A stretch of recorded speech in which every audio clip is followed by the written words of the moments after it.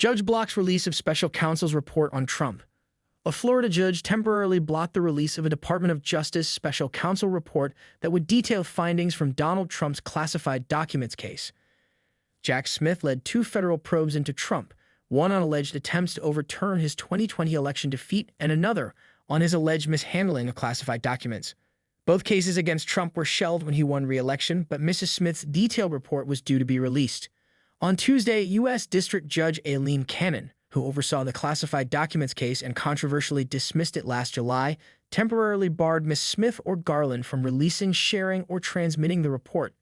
Trump's two co-defendants in the classified documents case, Walt Nauta, Trump's personal aide, and Carlos de Oliveira, the property manager at the Mar-a-Lago Club, had asked her to intervene. Both men have pleaded not guilty. Judge Cannon ordered the release be put on hold until a higher appeals court, the 11th Circuit in Atlanta, considered an emergency appeal from Mr. Nauta and Mr. de Oliveira. Trump praised Cannon as a brilliant judge with great courage at a press conference where he learned of her decision. However, it was far from clear that Judge Cannon had the jurisdiction to block the release of the report, said Daniel Charles Richmond, a professor at Columbia University Law School. By law, special counsels must present the findings of their investigations to the Justice Department, which is headed by the Attorney General. Typically, attorneys general then share the reports with the public, and Attorney General Merrick Garland has in the past promised to do so. In a letter to Garland, Trump's lawyers have urged him to end the weaponization of the justice system and not release this report. They argue that Mrs. Smith did not have the legal authority to submit the report because he was unconstitutionally picked to do the job and was politically motivated.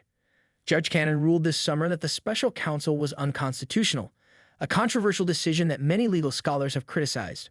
Ms. Smith has not yet publicly responded to the letter. Trump's legal team received a draft copy of the report at the weekend. It was expected to be released as soon as Friday.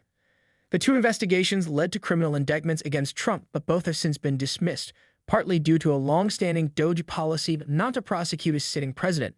The former president had pleaded not guilty and denied all wrongdoing. Asterisk, what happens to all of Trump's legal cases now? Asterisk analysis. Triumph over legal cases seals Trump's comeback. Asterisk, Trump still faces New York sentencing. After judge refuses to delay. Asterisk, during his time away from the White House, Trump faced an array of legal cases, most of which were successfully delayed and thwarted by his lawyers and allies. Asterisk, only one of his 4 criminal cases went to trial, resulting in a unanimous guilty verdict on 34 charges of falsifying business records. Trump is currently battling to stave off his sentencing in that case, which is scheduled in New York on 10 January. Asterisk, on Tuesday, a New York appeals court rejected Trump's bid to delay the sentencing.